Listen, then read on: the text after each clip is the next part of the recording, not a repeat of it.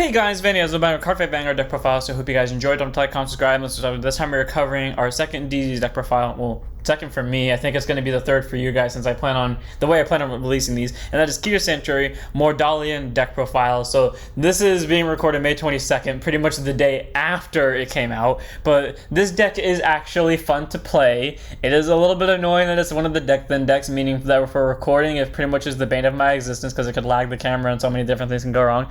But this deck is fun to play, both mechanic wise and artwork wise, which remind me of a very specific grade 2 that is here simply because it fits the aesthetic and nothing else. So let's go ahead and start shopping and see what we got, because this deck is, like I keep saying, very fun to play.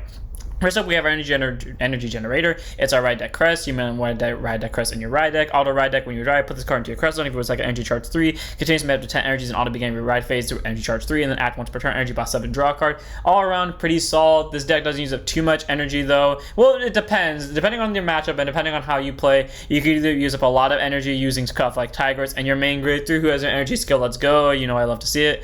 Or you could just not use up much energy at all, and you could always be able to afford the energy boss 7 to draw a card. It really just depends on your play style. As someone that plays really aggressively like me, you are probably never going to be able to pull that off that effect unless, you know, the deck or unless the game plan kind of calls for it. Either way though, it is a nice card to have, so obviously that's going to be our ride deck crest. Then move on to our main deck. First we have our starter in Hidden Flash, Undercover, Surrendus. So grades with boost 5k, shows this K base, auto roll pump, visiting draw card, standard start, no special free draw if you go second. You have to run this as your starter.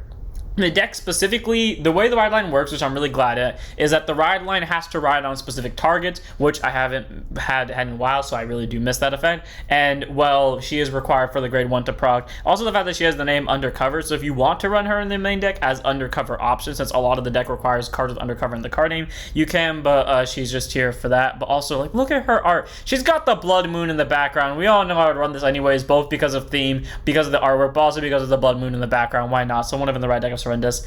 Then move on to our triggers for an over trigger and true arbitrator dragon of 100 swords of also grid zone boost 50k shield 5k power over trigger moment trigger in your deck. When revealed, add trigger with the card, draw a card, choose one moves against the moment of the turn, and reveal it during your jet check, activate its additional effect which you get into end of turn. You also can perform jet checks to the body's your rear guard attacks. All around pretty solid, because regardless if you damage check or drive check left plus a draw in the milling, so either someone's hitting that turn, someone's not going to hit that turn.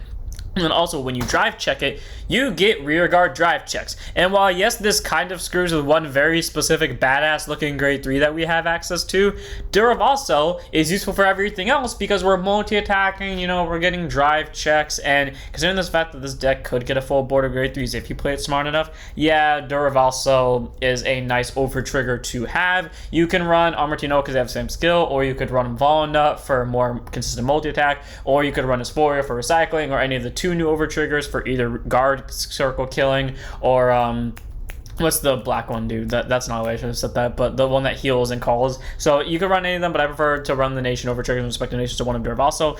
Then we have our normal triggers. As I said in the Koto Blaze video, which I recorded right before this one, I went through a trend of really wanting to play front triggers this set, so all of my decks pretty much have 2 draws and 2 fronts respectively. So Protection Magic Proby and Bard of Heavenly Song Alpac, their front and draw triggers respectively, like I said. Grade 0 boost 5k shield and 4k power on Proby.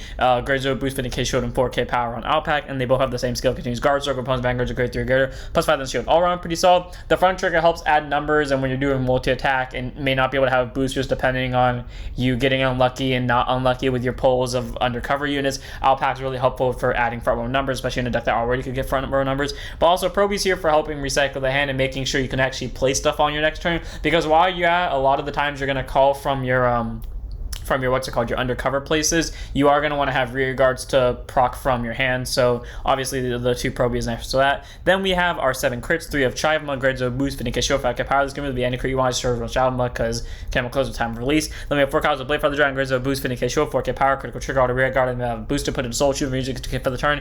I do recommend this at 4 of. This deck, if you play it like I do, and by basically play it very aggressively, you're going to run into soul problems sooner or later, so Blade Father being able to fix it just by 1 card is enough. So yeah, 4 Blade Father for that reason alone. Then we have 4 cards of a heal trigger and bringer of distant sounds. Uranus, grades of boost, 50k shield, 5k power. Same reason for Chivma being here, just the newer heal. If you can run any heal you want, hell, you can even run the counter heals. I just prefer the normal heals because they have a consistent 15k shield over the fluctuating 10 to 25k shield. Even though a lot of decks do fall into that fluctuating 10 to 25k shield range, I just prefer the consistent 15k shield because what if I have to guard before they fall into that situation where I would actually get the shield buff. So 4 heals, we run a total of 7 crits, the 2 draws, 2 fronts, and the 4 heals. Then move on to our grade 1s. was 4 copies of the only time I will ever willingly break theme, quote unquote, because it does fall within the theme. It just breaks a different theme, and that would be Dragsaber S. Ross. Typically, I do not run cards that are already in archetypes in other archetypes unless it's a full archetype split. The only reason I did it here is because there is one specific card that does fall into this archetype that can technically be counted as looping into the PG's archetype over here. So I'm willing to give the excuse here. Anyways, S. Ross is a grade 1 with boost, 0 souls, K base, continuous sentinel, after 4 sentinels and deck, put in guard circle. 2 non units, it cannot be hit on battle if your hand has 2 more cards, and choose a card, discard it. Standard PG, nothing too special. That basically means if it's the only card in your hand or only one of the cards in your hand, you can be as aggressive on the early game, spam the hell out of these 2, and then your opponent counterattacks you, throw down the PG, and you're fine. Now, the reason why S. Ross is here instead of Bringer of Defense Callson, I think its name is because this grade 2 over here can search it, and it just so happens to be an undercover unit. And also, this deck does enough deck thinning to where you're either going to hit this PG on your own or you're not. Like, the match that went up today, Favrenio versus this deck, game 3, I think it was, by the time both sides got to grade 3, 3 of the 4 S. Rosses were already in hand. Just making that point clear that this deck draws PGs like out of the wazoo. So, 4 of S. Ross, very solid PG. You can choose to run any PG you want, but like this is the one time me and competitive are going to agree. If you're going to play this deck, and you're going to play this specific grade 2, run S. Ross because you can deck thin for it via all your other cards, and then you can search for it via that grade 2. Anytime you can get a free PG, take it. 4 of S. Ross. Then move on to our other grade 1s. 4 of Claw of Secret Schemes, Undercover Tigress, grade 1 boost, 5k Shoda K base. I believe in the Ezreal and Vanny video, I said I couldn't wait to try it out, and I 100% agree. This card is amazing. So auto rear guard, then about the boosted energy blast 2 to bounce it back to your hand, and then auto when played on guard circle, bot deck, an undercover unit from your drop zone, and it gets a 5,000 shield for that battle. Okay. Not only is this thing a 10k shield for free that can recycle your stuff that you either called over before, got murdered from rear guards, or that you used for discard fodder or ride decking, but also this is a booster that procs the second you get energy that can bounce itself back to hand and keep this shenanigans up as long as you want, and none of this effect requires either player to be at a specific grade, which is amazing because that means you can be as aggressive as you want in the early game with this. Like, quite literally, I think it was in that game 3, it was either an off game match or it was in that game 3 where I called a grade 2, I called 2 grade 2s to the front row, and I called 2 of these to the back row, and I went like full on ham on the aggro, and even though I didn't win that turn, I was able to bounce 2 of the Tigers back to hand really easily. 4 of Tigress. It is an amazing grade 2, or grade 1, because it can bounce itself back, it can be really aggressive, and it gets 5k shield. The only way this could be better is if this also said it when it attacks or boost. But you know what? It's a good grade 1 for what it is, so easy 4 in my opinion. Also, it's a freaking tiger. I love the animals in the Paladin deck, so just really fun to play with. We move on to our last grade 1 of the deck. 1 of them in the ride deck, 3 of them in the main deck of our main grade 1. Volley of Blades, Undercover, Onyx. I really do like how the fact that they gave us more reasons to run ride deck cards again. I always love that. So I love the moon in the background. I do love Surrenders more. I will always pick the blood moon over like a clear white moon, but I do still think the white moon is appreciated. Anyways, skill auto when placed by riding from Hidden Flash, Undercover, Surrenders. Reveal a grade 3 card with Mordalion card from your ride deck. I said in the Code to Blaze one, I am so happy that they're revealing ride deck cards now. And then switch to 1 Moldred Tyrus, reveal, put it to hand and shuffle your deck, and then continues rear guard during turn. If your order zone is 2 or more Moldred Tyrus in his card name, it gets plus 2k power. So, or it has to be that specifically, it can't have it in his card name. So cool, you know, 10k base. Pretty solid. Once you have the 2 orders, you get to proc a grade 3 and get the order to hand. We'll go over what the order is in a second. There is one problem I have with the order, and I understand why it's like this, because the deck would be broken if it wasn't like this, but it feels really weird that that ability is never going to proc off until you get to grade 3 because of how the deck works. But either way though, cool. 10k base, searches the order just by being placed, all around very solid grade 1, so 3 of in the main deck, 1 of the red deck, and of course the moon is biased. Also, you want to run in the main deck at least because right now we're kind of scarce on undercover units, and well, the deck kind of requires a lot of units with undercover in their card names. Even if this is not your ideal call target, it is definitely going to be a card that could help out in case like you flip a bunch of triggers, because I'm telling you right now, if you watch that video, you will see that I consistently flipped over like 5 triggers every time whenever I would search my deck, so take that as you will. Anyways, onto our order that we just talked about. Monitor Tidus. So grade 2, set order. After set orders, play to order zone. literally no cost to it. You can play it from drop zone, so this is ride deck fodder for the record. And then you can play it if your Vanguard's undercover in its card name. So specifically, your Vanguard has to be an undercover, but this thing can be played from drop zone, meaning you ride this, and because of grade 2 order, you can't play it that turn.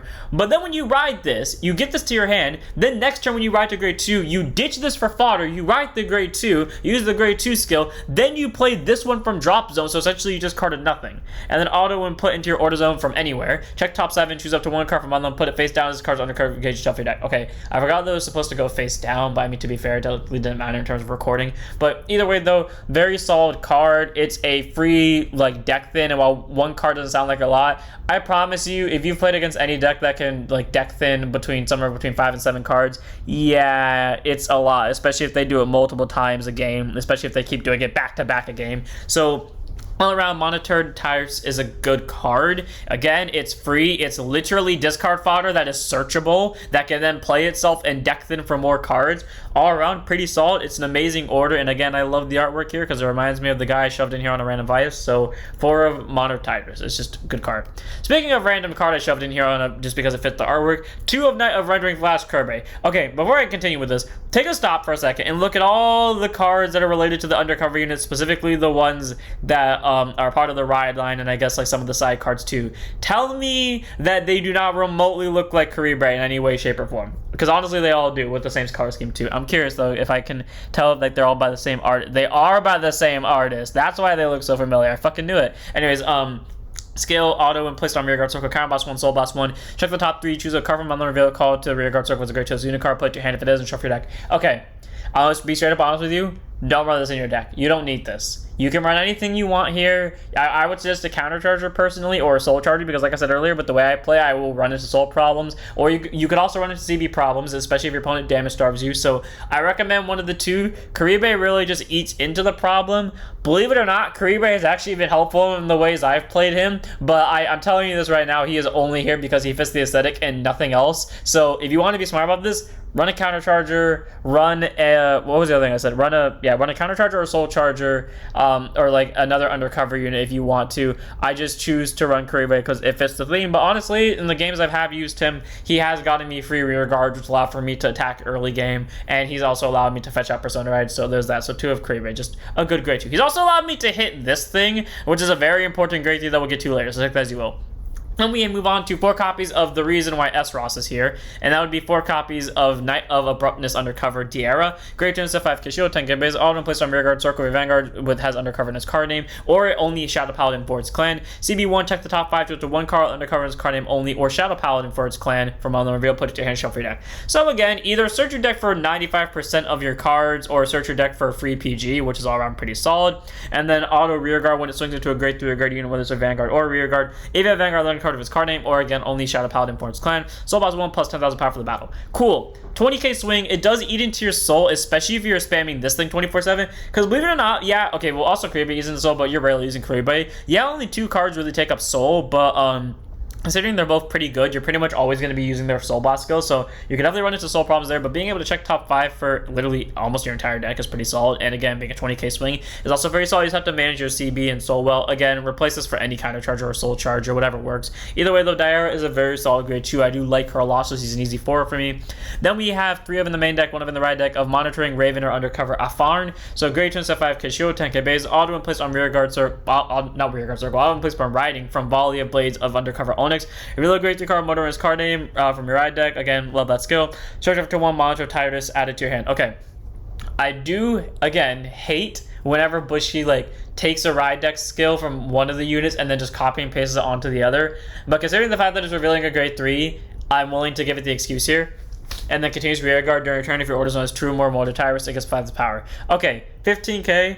Pretty solid. The interesting thing here is the fact that, I don't know, you basically get 1 from riding from this thing, right? And then you're going to ditch it for ride deck, so you can play it for free. But then this one's going to give you another one. So when you ride to grade 3 next turn, you just ditch the one you searched from this card skill, and then you just do the same thing you did on grade 2. Like, Basically, your grade 1 and 2 ride decks are free, but you're deck thinning at the same time, which deck thins technically 4 cards in total, you know, 2 of these and then 2 of whatever the hell you pull out from its skill. So all around, Afar is a very good grade 2. 1 of them in the ride deck, 3 of them in the main deck. Is not your primary call target. Of course this thing is in terms of grade 2 wise, but I mean, hey, free 5k, free order search, what do you like about it?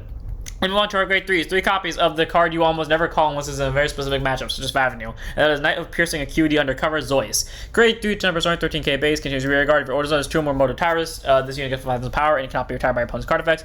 Active on both players' turns. Okay, this thing's an 18k base. It can't be killed by effects. It can be bounced, it can be bot decked, it can be locked, it can be bound, etc. It just can't be killed by effects. Believe it or not, in D that is very effective because D has a lot of just kill by effects skills. So, and the fact that it says it just can't be retired, meaning it can still be targeted, is very important because there are a lot of cards that get around targeting by like mass retire, such as Bavsagar, who just serves retired in the front row. Well, it can't be retired, so there's that. Now, it's kind of underwhelming because this card was revealed before the next grade 3 we're about to get to, and considering the next grade 3 literally has 3 skills, for a second you would think that, oh, they're only going to get an 18k, can't be retired, and it's still a good 3 of because it's an undercover unit.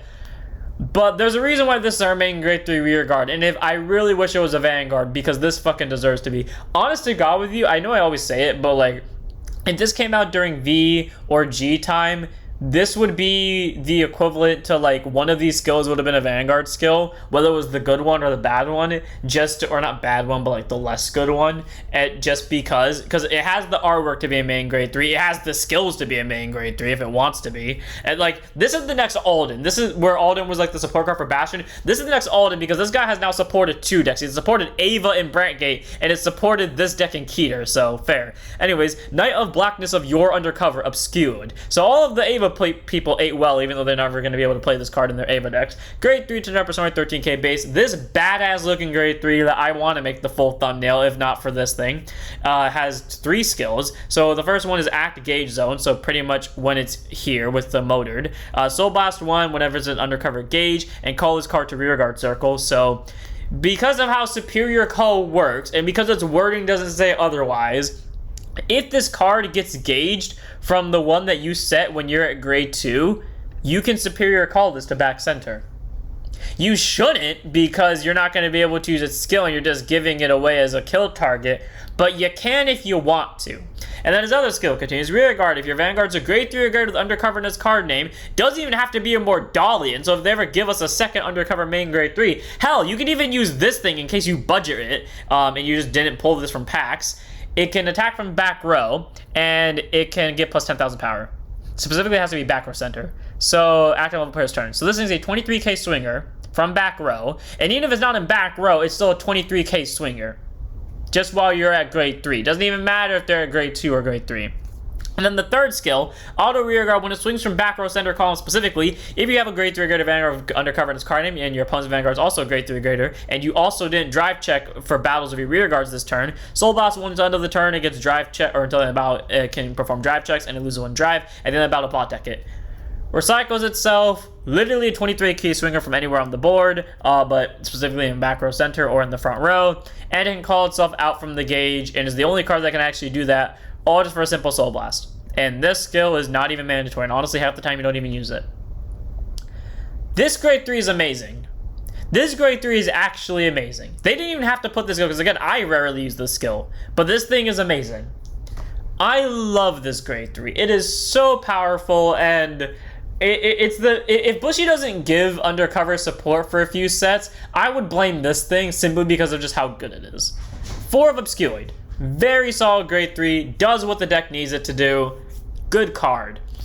And then we move on to our last card in the deck, 3 of in the main deck, 1 of in the ride deck, of Poison Knight of Silence Undercover Mordalion, grade 3, 10%, 13k base. It's pretty much everything I wanted in a D boss after like DZ came out with energy, where the main grade 3 uses energy, but unlike the ones from the demo decks, it doesn't use up too much energy to where you can still afford to use it consistently with other cards that use up energy. It has maybe a continuous skill or like a good skill that activates as a board proc, and it has its own skill that costs either CB or Soul Blast to, you know, play around consistently. Either way though, Mordalion, so he has 3 skills. Can use Vanguard during turn. If your order zone has 3 or more motor tires, all your units with undercover in their card, they give 5,000 power.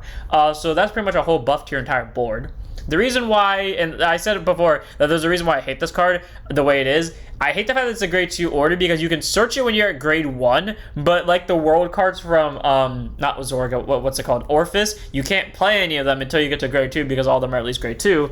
But the reason why it's like that is because if this was a grade 1 card, consider the fact that you get 2 free searches and you just have to mulligan for the third one, that would mean first grade 3 turn, you'd be able to proc off that skill. God forbid Bushy ever actually let that proc, but cool, you know, free 5k. And then act Vanguard once per turn, Energy Blast 2, look at the top 7, choose up to the same number of cards as the number of motor tyrants and without any undercover gauge in your order zone from them. Put one face down card as an undercover gauge for each one without undercover gauge and shuffle your deck. So basically this being able to call itself is pretty useful because that way you can Soul Blast, call, and then use Mordalion skill to then get more cards into your gauge, which inherently makes it a good grade 3 for that alone. And the last skill is Auto Vanguard. When it swings into anything, counterboss 1, choose up to 2 cards undercover in the cardinals from your undercover gauges. Call into each rear guard circle in the same column. So pretty much it's a 4-attack deck.